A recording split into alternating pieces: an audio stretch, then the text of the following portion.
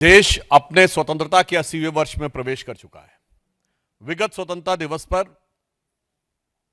प्रधानमंत्री श्री नरेंद्र मोदी जी ने एक बहुत महत्वपूर्ण और आज के परिप्रेक्ष्य में अत्यंत उपयुक्त विषय दिमागी नक्सल के विषय को उठाया, परंतु हम लोग इस विषय को लेकर आश्चर्य में हैं कि मात्र 24 घंटे के अंदर किसके दिमाग में नक्सली दिमाग था वो खुद ब खुद निकलकर सामने आ गया। पूर्व गृह मंत्री, पूर्व वित्त मंत्री और कांग्रेस के वरिष्ठ नेता पी चिदंबरम साहब ने खुद आकर कहा कि उन्हें दिमागी नक्सली होने पे गर्व है। यानी देखिए कितने आश्चर्य की बात है कि प्रधानमंत्री जी ने कहा और इतनी तुरंत प्रतिक्रिया हुई कि पूरे देश के सामने आ गया कि किसके दिमाग में नक्सल बैठा हुआ है और वह स्वयं गर्व की अनुभूति करने लगे। तो मैं कांग्रेस पार्टी और पी चिदंबरम साहब को याद दिलाना चाहता हूं कि पूर्व प्रधानमंत्री डॉक्टर मनमोहन सिंह ने 13 अप्रैल 2006 को कहा था, मैं कोट कर रहा हूं, It would not be an exaggeration to say that the problem of Naxalism is the single biggest internal security challenge ever faced by our country। अर्थात उन्होंने कहा कि इसको कहने में अतिशयोक्ति नहीं होगी कि नक्सलवाद का खतरा भारत के इतिहास में आज तक आंतरिक सुरक्षा के लिए उत्पन्न सबसे बड़ा खतरा है। 13 अप्रैल 2006 और 31 मार्च 2026 प्रधानमंत्री श्री नरेंद्र मोदी जी की सरकार ने उस चीज को जो डॉक्टर मनमोहन सिंह समझ गए थे, मगर जिस विवशता के चंगुल में जकड़कर और नक्सली दिमाग वालों से भरी हुई सुपर कैबिनेट यानी एनईसी के द्वारा उनको कुछ करने नहीं दिया गया था, यदि वह कार्य सिद्ध करके दिखाया तो प्रधानमंत्री श्री नरेंद्र मोदी जी ने। मगर देश का एक ऐसा गृह मंत्री है जिसे इसमें गर्व का अनुभव नहीं हो रहा है, उसे इस बात में गर्व का अनुभव हो रहा है कि वह दिमागी नक्सली हैं। तो मैं कांग्रेस से पूछना चाहता हूं कि डॉक्टर मनमोहन सिंह सही हैं या आज के आपके स्वघोषित दिमागी नक्सली चिदंबरम साहब। और ये पी चिदंबरम साहब वो हैं, इनके लिए क्या कहा जाए, जिस यूपीए के पशुपति से लेकर तिरुपति तक रेड कॉरिडोर बना था, 180 से अधिक जिले नक्सलवाद से प्रभावित हो गए थे। दंतेवाड़ा में 2010 में सीआरपीएफ के इतने बड़ी संख्या में 75-76 जवान शहीद हुए और उसके बाद राजधानी के एक नामी गिरामी विश्वविद्यालय में खुशियां मनाई गई। यह होता है दिमागी नक्सली। और इतने बड़े विषय के बाद चिदंबरम साहब के शासनकाल में 5000 से अधिक निर्दोष नागरिकों की मौत हुई। 1913 सुरक्षा बलों के जवान नक्सली अभियानों में शहीद हुए।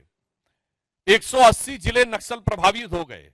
92% से अधिक हथियार जो नक्सलियों के पास थे वो पुलिस के हथियार थे जो लूटे गए थे। और याद करिए 2009 में उस समय प्रमुख नक्सली नेता किशन जी ने कहा था 2030 तक दिल्ली पे हमारा कब्जा होगा, मगर आज वो 180 नक्सल प्रभावी जिले शून्य पर आ गए हैं। मगर उसके बाद भी उन 180 जिलों में भारत में सामंजस्य दिखता था और यहां पर समस्या दिख रही है। मैं ध्यान दिलाना चाहता हूं कि वो दंतेवाड़ा और वो झीरम घाटी जहां पर खून की नदियां बहती थीं, चिदंबरम साहब और कांग्रेस पार्टी, राहुल गांधी जी आंख खोलकर देखिए और कान खोलकर सुनिए, तब आपको वह देश अच्छा लगता था। और आज गृह मंत्री अमित शाह जी के कार्यकाल में यह परिस्थिति बनी है कि बस्तर में लगातार 2 साल ओलंपिक हुए हैं। यह सौहार्दपूर्ण, सकारात्मक और युवा ऊर्जा का प्रतिनिधित्व करता हुआ बस्तर अच्छा नहीं लगता है। अभी मात्र कुछ दिन पहले नेशनल हैंडलूम डे के ऊपर रायपुर में ट्राइबल एरियाज के युवकों के द्वारा हैंडलूम कपड़ों को रैंप पे वॉक किया गया। ये ट्राइबल युवा का यानी ट्राइबल जेनजी का रचनात्मक प्रदर्शन अच्छा नहीं लगता था, और वो अच्छा लगता था। ये है दिमागी नक्सल जो इन लोगों के दिमाग में बैठा हुआ है। और इतना ही नहीं, इस समय 1800 से अधिक बैंक की ब्रांचें खुलना उस क्षेत्र में, 1200 से अधिक एटीएम खुलना, 6000 से अधिक मोबाइल के टावर लगना ताकि राष्ट्र की मुख्य धारा के साथ वो विकसित हो जाएं, 22 लाख लोगों को आयुष्मान भारत कार्ड उपलब्ध हो जाना ताकि वह युवा अपनी ऊर्जा का सही दिशा में प्रयोग कर सके। यह दृश्य जिसको खराब लगता है वो वास्तविकता में दिमागी नक्सल है। इसलिए मैं कांग्रेस पार्टी से और चिदंबरम साहब से यह भी पूछना चाहता हूं कि आप वही है ना जिसने वित्त मंत्री के रूप में कहा था कि भारत में तो डिजिटल ट्रांजैक्शन हो ही नहीं सकता, और सदन के पटल पे बोला था। और आज भारत डिजिटल ट्रांजैक्शन में नंबर 1 का देश है। जिसकी सोच ऐसी है वो है दिमागी नक्सल। और मैं ये भी कहना चाहता हूं, वो लोग जो कहते हैं कि संसद से समाधान नहीं निकलेगा, सड़क से समाधान निकलेगा, वो है दिमागी नक्सल। जो ये कहते हैं कि संसद में रेजिस्टेंस से चीजें तय होंगी, वो है दिमागी नक्सल। और ये यूपीए सरकार की super cabinet national advisory council के सदस्य रह चुके हैं। इसलिए हम यह भी बताना चाहते हैं कि वो कालखंड जब इस देश में इतनी विपरीत परिस्थितियां थीं और आज एक सकारात्मक वातावरण बना है ट्राइबल एरियाज में, वह जिसको सही नजर नहीं आ रहा है वो वास्तविक अर्थों में दिमागी नक्सल है। और मैं यह भी बताना चाहता हूं कि एक दौर में जब भारत में इतने जिले प्रभावित थे, वो तो अपनी जगह की बात है, उससे बड़ी बात यह है कि भारत के तमाम विश्वविद्यालयों में बैठकर उनको नैतिक और बौद्धिक समर्थन दिया जाता था। वो लोग वास्तविक अर्थों में दिमागी नक्सल हैं, जिन्हें गांधीयंस में गन नजर आती हैं, जिनको नक्सली, जिनको गांधीयंस विद गन कहते हैं। यानी कहां महात्मा गांधी जो अहिंसा के प्रतीक, और कहां माओवादी जो कहते power comes from the barrel of gun, जो नक्सलियों को गांधीयंस विद गन कहे और उन नक्सलियों को अपनी भारत जोड़ो यात्रा में साथ में रखे। उन राहुल गांधी से पूछना चाहता हूं, यह है वास्तविकता में दिमागी नक्सल। और इसीलिए हम यह भी कहना चाहते हैं कि चिदंबरम साहब हो या कांग्रेस पार्टी, ये वही लोग हैं जिनको एक विशेष प्रकार की चीज में अलग लगाव नजर आता है और दूसरे प्रकार की चीज में दुराव नजर आता है। मैं उदाहरण के लिए बोलना चाहता हूं, प्रधानमंत्री श्री नरेंद्र मोदी जी ने इन्वायरमेंट के लिए काम करने वाले उन लोगों को सम्मानित किया है, जैसे कर्नाटक की रानी गौड़ा जिन्होंने 1 लाख से अधिक वृक्ष लगाए, एक अन्य कर्नाटक की महिला जिनको वृक्ष माता कहा जाता है।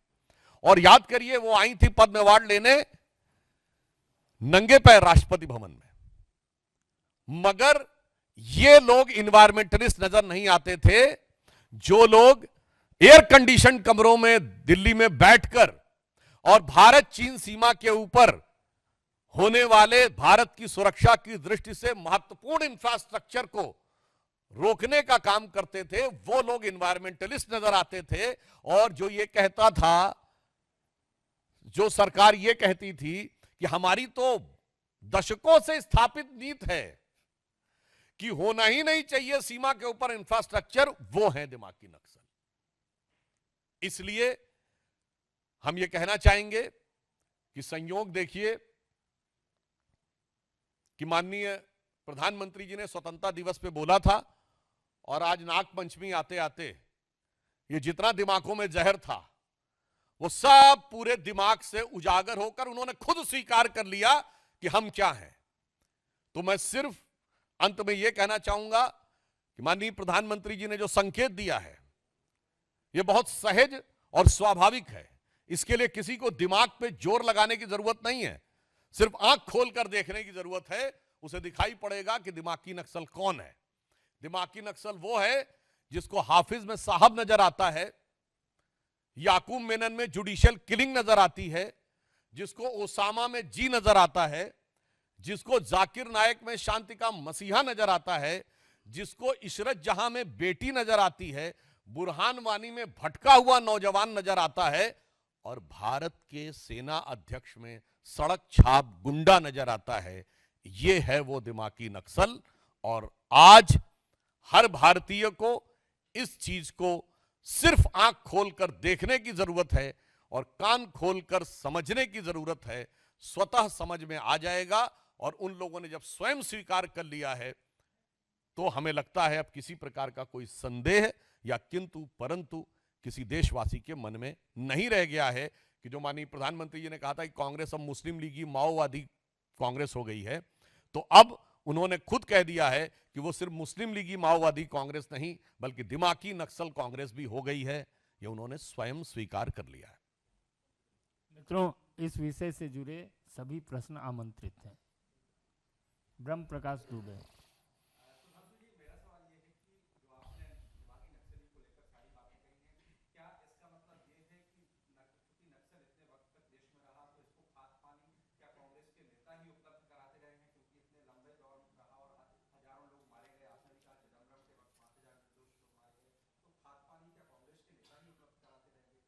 इस संदर्भ में तत्कालीन गृह मंत्री चिदंबरम साहब का मैं बयान कोट करता हूं जो उन्होंने 22 सितंबर 2011 को बोला था नक्सलियों के लिए। You don't have to lay the arms, you don't have to surrender, you don't have to disband your outfit, you don't have to give up your ideology, you just suspend the violence and come for talk.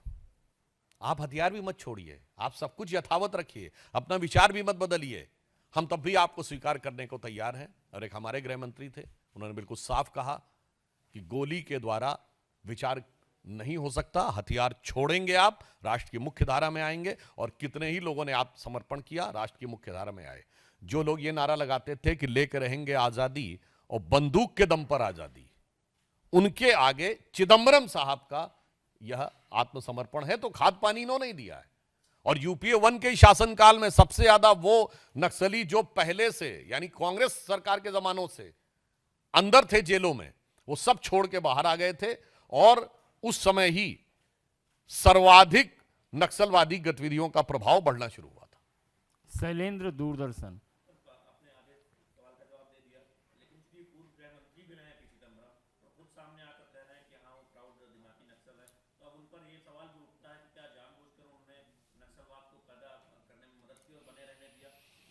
ये देश को सोचना चाहिए कि उन्होंने ये वाक्य स्वयं बोला है या किसी के इशारे पे बोला है।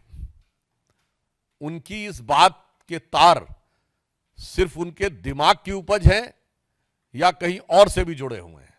क्योंकि आजकल कांग्रेस पार्टी और राहुल गांधी जी के भी जो सलाहकार हैं वो इसी प्रकार के हो गए हैं, जो ये कहते हैं, याद करिए चुनाव के समय इनके एक प्रमुख सलाहकार अंकल सैम बोले थे ना कि उत्तर भारत वाले तो यूरोप से आए हैं और पश्चिम भारत वाले अरब से आए हैं, दक्षिण भारत वाले अफ्रीका से आए हैं, पूर्वी भारत वाले चाइना से आए हैं। तो जिसको ये वाला भारत अच्छा लगता है और एक भारत श्रेष्ठ भारत, सभी भारतीय भारत माता की संतान है, ये अच्छा नहीं लगता, वही दिमागी नक्सल है। तो हो सकता है चिदंबरम साहब से ये कहा गया हो कांग्रेस पार्टी अथवा राहुल गांधी जी के द्वारा कि इस प्रकार का बयान वो बोलें। और वो इसके लिए फिट भी हैं क्योंकि गृह मंत्री के रूप में और वित्त मंत्री के रूप में भी उनका आचरण यही दर्शाता है। पीयूष आज तक।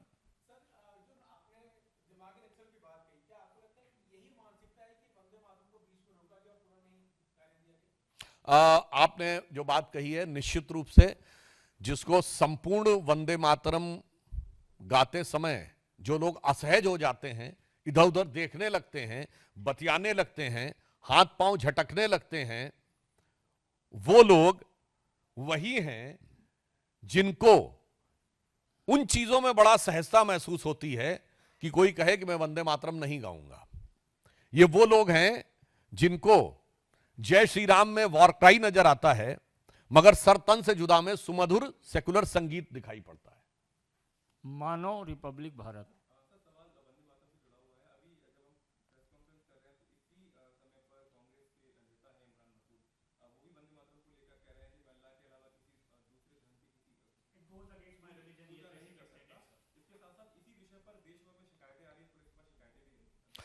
देखिए, पहली बात, इमरान मसूद सांसद हैं और उनके पास, उनको ये पता होना चाहिए जब यह विधेयक पारित हो गया है तो वंदे मातरम न बोलना सीधे सीधे राष्ट्रीय प्रतीकों के अपमान की श्रेणी में है। और ये वही सांसद है ना जो 2014 में बोले थे कि मोदी जी की बोटी बोटी काट डालूंगा, और उस समय वो कांग्रेस में नहीं थे, सपा में थे, और अगले दिन दंडवत करते हुए राहुल गांधी उनके प्रचार में गए थे और उसके बाद उनको अपनी पार्टी में लाकर पहले प्रदेश का उपाध्यक्ष और फिर सांसद बनाया था। तो मुझे लगता है ये पुनः दर्शाता है कि जो लोग ऐसी बातें करते हैं वो वास्तविकता में क्या है। और वैसे इमरान मसूद को भी मैं कह देना चाहूंगा कि बादशाहों को सिजदा करते थे और कहते हैं देश को सिजदा नहीं करेंगे। जो खुतबे पढ़े जाते थे ना जब मुगल बादशाह आते थे, उसमें एक लाइन ये भी होती थी, सजदे में निगाह रहे तमाम होशो खिरत पेश बादशाह रहे। आप